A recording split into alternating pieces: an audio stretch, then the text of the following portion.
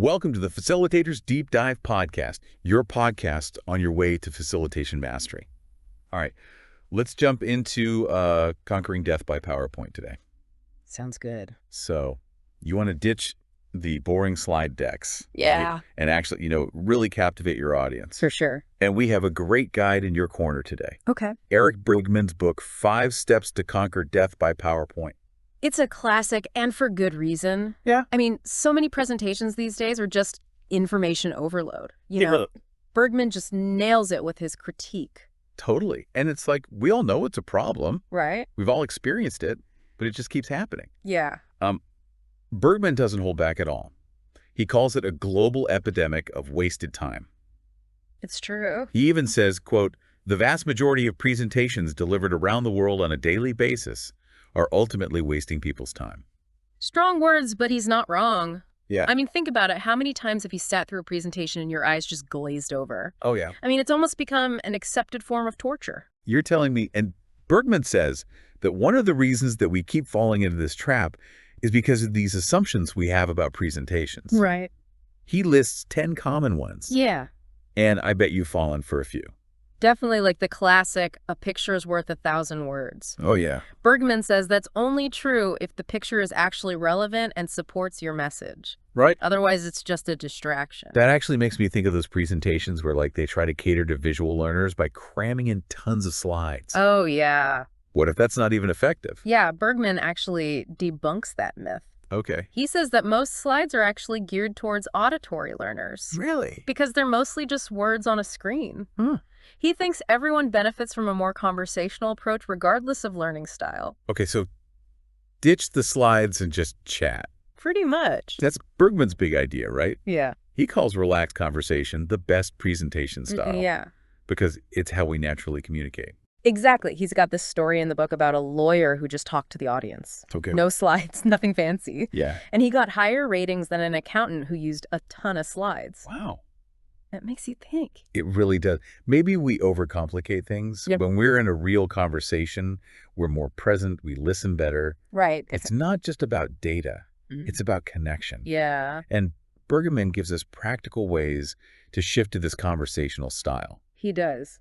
One that stood out to me was the 10 push-up rule for handling Q&A. Oh, yeah. Okay, I have to know, Okay. what is the 10 push-up rule? Okay, so imagine this. You're giving a presentation, and it's Q&A time. Oh, okay. You can only use 10 words to answer any question anymore, and you have to do 10 push-ups for each extra word. That's brilliant. I know, right? It forces you to be concise. Get straight to the point. Yeah. I can see how that would make Q&A way more engaging. It ties into his idea of the Q ratio, Okay. which measures how interactive a presentation is. Oh. The higher the ratio, the more engaged the audience is. That makes sense. Yeah, more questions, more back and forth, Mhm. more people thinking, participating. Yeah. He even says, quote, "There is absolutely no value to saying another word."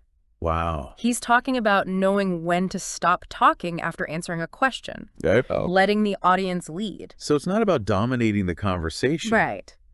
but facilitating it. Yeah. Okay, now what about visuals? Okay. Does Bergman say that we can never use a slide again? He does not say that. Okay. He's not anti-visuals. Okay. But he says to use them strategically, Right. only when they really add value. Yeah. He uses the example of an architect presenting a building design. Okay. In that case, a scale model would be way more impactful than slides. Totally. It's about choosing the right tool for the job and making sure that the visual enhances your message, not distracts from it. Absolutely. He actually shares a story about attending a French class where the professor used props and activities to make learning fun. Wow. Yeah. That sounds way more interesting than a typical language class. For sure. Definitely a good example of thinking outside the PowerPoint box. Absolutely. Okay, so Bergman has given us a lot to think about. Yeah. He's urging us to ditch those information dumps and embrace conversation-driven presentations with strategic visuals. Right. But how do we actually deliver those engaging presentations? Well, he gives us 10 principles for effective conversational delivery. Okay. And they might just change the way you approach your next presentation. Let's hear it. What's the first principle? Bergman says your best style is relaxed conversation. Okay.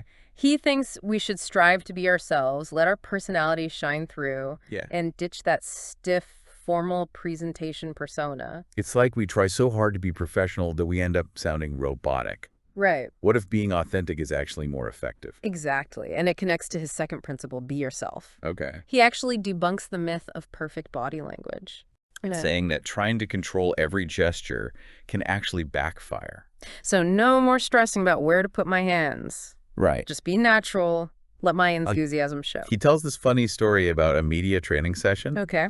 Where they were talking about the no crossed arms rule, and everyone agreed that it was bad body language. Yeah. But then when they played back the recording of the presenter, guess what? What? She had her arms crossed the whole time. Oh, no. It just goes to show that when you're focused on genuinely connecting with your audience, right, they're less likely to get hung up on these minor details like body language.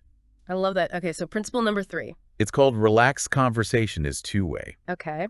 This one is all about creating a dialogue with your audience, encouraging questions, and being responsive to their feedback. So don't be afraid of questions. Exactly. They actually show that your audience is engaged and wants to learn more. He says we should never underestimate the power of a good question. They tell us what the audience is thinking and can help us tailor our message in real time. Interesting. Okay, so what's principle number 4? It's called relaxed conversation is receiver-driven. Okay. Basically, the pace of the presentation should be dictated by the audience's needs, not the speaker's rush to get through the material. So be mindful of how much information the audience can actually process. Right. Don't overwhelm them. He compares it to chatting with a friend. Okay. You wouldn't just keep talking if you saw that they were confused. Right. You would slow down and clarify. Yeah, it's about prioritizing understanding over speed. Exactly. Okay, hit me with principle number 5. This one is a classic, less is more. Okay. The less you say, the more your audience remembers. Oh, we touched on this earlier. He did. But it's worth emphasizing. Yeah. So many presentations suffer from information overload. Right. Bergman tells the story about a physician Okay. who was challenged to keep his answers to patient questions to 10 words or less. What happened? Did the patients get frustrated? Actually, they remembered more information because he was concise. Wow. They could process it better and grasp the key takeaways. Wow, that's pretty powerful. It is. So less is more. Be concise. Don't overwhelm your audience. Got it. Exactly. I feel like we've covered a lot of ground already. We have, and Bergman has 5 more principles for effective delivery that we can dig into after a quick break. Sounds like a plan. Let's take a quick pause to let all this great information sink in. We'll be right back with the remaining 5 principles and more practical tips to help you conquer death by PowerPoint. Okay, we're back and ready to unpack the next 5 principles from Bergman's book. All right. We've already learned so much about, shifting to a more conversational approach and being strategic with visuals. Right. But now it's time to get even more practical. Yeah. And talk about delivery. Okay. What's up next? Well, the next principle might surprise you. All right. Bergman says people can listen or they can think. That's interesting. I guess he's saying that you can't do both at the same time. Yeah. If you're trying to process what someone is saying, you can't really be formulating your own thoughts or making connections. Exactly. And that's why Bergman is such a big advocate for silence. Great. We need to give the audience time to actually think about what we're saying. Mm-hmm. Don't rush through your points. Yeah. Pause after key ideas. Let it sink in. It's like if you're trying to enjoy a delicious meal, you don't just shove it all in your mouth at once. Right. You savor each bite. I like that analogy. And it leads perfectly into principle number 7. Okay. People won't remember what you say. Yeah. So what's the point of even giving a presentation if people aren't going to remember it? It's not as bleak as it sounds. Okay. His point is that just hearing information isn't enough to make it stick. Right. We need to make it memorable. Okay, so how do we do that? That's where principle number 8 comes in. Be conversational in your delivery. Okay. Use natural pacing, vary your tone, tell stories, make it an experience. Stories. Everyone loves a good story. Right. They can really bring a presentation to life. Yeah. Do you have any tips for incorporating stories effectively? Well, Bergman suggests thinking about the key message you want to convey, and then brainstorm stories from your own life or work that illustrate that point. It doesn't have to be anything fancy, just something relatable and authentic. I think sometimes we feel like we need to have these epic TED Talk-worthy stories. Yeah. But really, it's the simple human stories that often resonate the most. Exactly. Now, what about those of us who feel a bit lost without a script? Oh, that's me. Yeah. I always feel like I need to have everything written out word for word. Bergman actually addresses that. Okay. He says create a detailed outline Okay. that flows like a conversation, Mm-hmm. using keywords and phrases to trigger your memory. Right. That way you have a roadmap, but you're not trapped by a script. So it's like having a cheat sheet without actually cheating. I like that. Yeah, it gives you that sense of security without sacrificing the natural flow of a conversation. Okay, on to principle number 9. Yep. Think before you speak. Okay, that one seems pretty straightforward. Yeah. What's Bergman's take on it? He argues that it's especially important when giving presentations, Okay. because the pressure can sometimes lead to rambling or going off on tangents. I've definitely been there. Yeah, sometimes you get nervous and you just start spewing words. Right. He suggests taking a moment to pause and gather your thoughts before you start speaking. Okay. Even a brief pause can make a big difference in the clarity and impact of your message. That makes a lot of sense, and it actually ties back to that idea of silence being a powerful tool. Absolutely. And that brings us to the final principle, number 10. Silence is vital. Okay. We've talked about the importance of pausing for the audience, Right. but silence can also benefit the speaker. In what way? Well, it can help you collect your thoughts, control your pace, and create a sense of anticipation. Bergman actually compares a skilled presenter to a baseball pitcher. Okay. I'm intrigued. How's it? A good pitcher uses changes in pace and strategic pauses to keep the batter off balance. So the audience is the batter, and we're trying to keep them engaged in guessing. Exactly. It's about using silence as a tool to create a more dynamic and compelling presentation. Wow. I never thought about silence that way. It's powerful. It's like we're so focused on filling every second with words that we forget the power of a well-placed pause. Exactly. And with that, we've covered all 10 of Bergman's principles for effective conversational delivery. We have. This has been incredibly helpful. Good. But I'm curious, does Bergman offer any advice on what to do if you absolutely have to use slides? He does. Okay. Sometimes it's just unavoidable, right? Yeah. He actually dedicates a whole chapter to what he calls slide harmony, Okay. where he outlines specific strategies for using slides effectively. So it's not about getting rid of slides altogether, Right. but making sure they're working with you, not Yeah. against you. For sure. One of his main points is that slides should be visually appealing, easy to understand. Yeah. He suggests using, high-quality images, clear fonts, and a limited amount of text. I think we've all seen those slides crammed with bullet points and tiny text.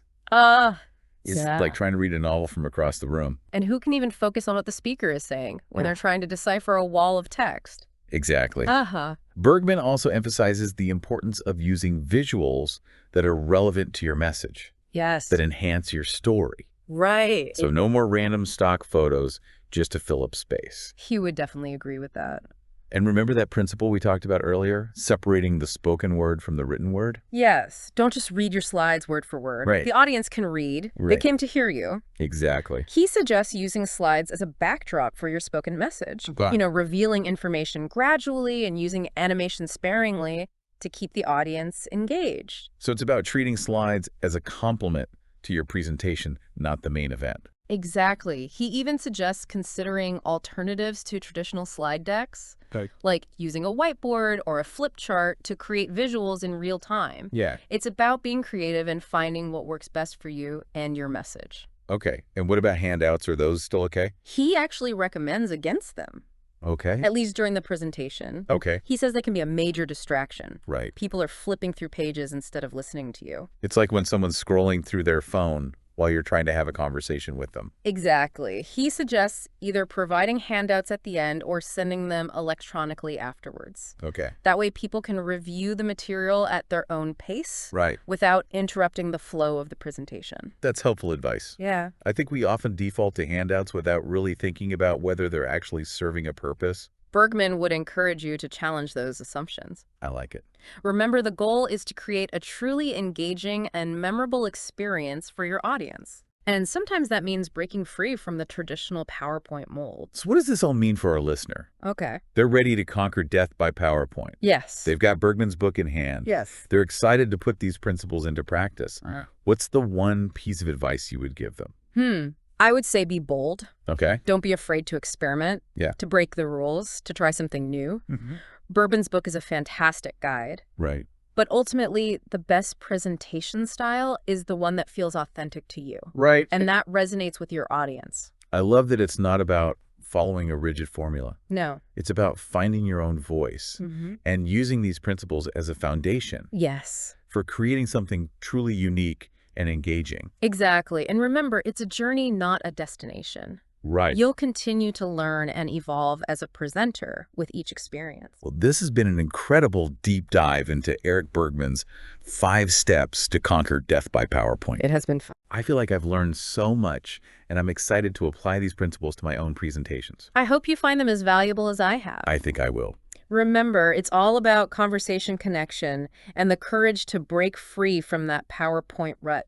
Yes, a huge thank you to our expert for sharing their insights, and to you, our listener, for joining us on this journey. We hope you're leaving feeling inspired and empowered to create presentations that truly captivate your audience. And who knows, maybe you'll even inspire others to ditch the death by PowerPoint and embrace a more engaging, human-centered approach to communication. That's the dream. Until next time, keep diving deep and keep those presentations alive. See you next time on the Facilitators Deep Dive podcast, your podcast on your way to facilitation mastery. Until next time. See you then.